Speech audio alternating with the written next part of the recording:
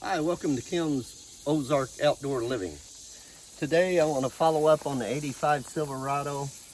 I've got my frame, rear axle, drive shaft, everything. Rust reform, paint it.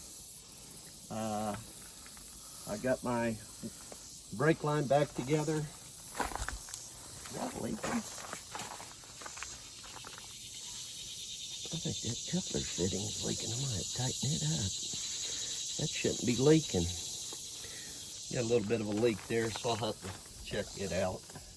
I bled the brakes and got my brakes back up, but what I'm doing next is gonna clean the gas tanks and get them back in it. I've got 2 tanks. I gotta buy sending units, but I'm gonna replace the rockers and the cab corners.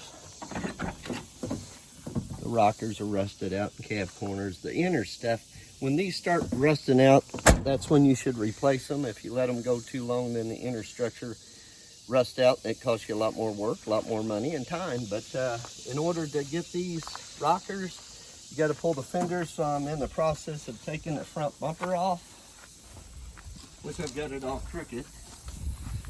Because an 85 truck, and years later, these are the boats you'll have. There's about 12 of them, plus there's some more boats that go to the bumper. I've took some that come out. You got to find where they come out. And a lot of times it's easier to heat, but I didn't want to heat with this lower shield on there. It's for aerodynamics, get you a little better gas mileage, downforce, whatever, spoiler. But I've got all these bolts out.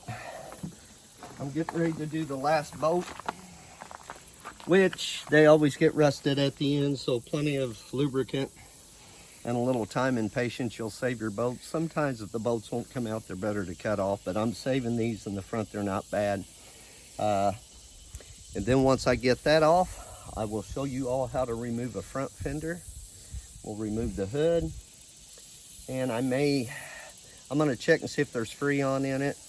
Regardless, I may just pull the whole front cowl off this, because I'd like to disassemble this and paint it up. If I pull it apart, I do the rockers and stuff, and then it'll be fresher how everything goes, because you've got a lot of components. You got your windshield washer tank, radiator overflow tank, you got your jack. There's a lot of items, but you need to remove these. You're going to paint it anyway. It cleaned up real good, like I said, with the engine degreaser. I'm really happy with it. Once I was under there doing the bumpers, I see why it's smoking so bad. Both valve covers, especially the driver's side, is leaking like a sieve. All right, thank you all for tuning in. And like I said, I'll make another video how to take the fender off. I didn't go in the process of videoing how it is. There's just bolts. Be careful. Don't break your knuckles. So far, so good. Y'all have a great day. Like and subscribe, and I'll see you on the next video. Thank you.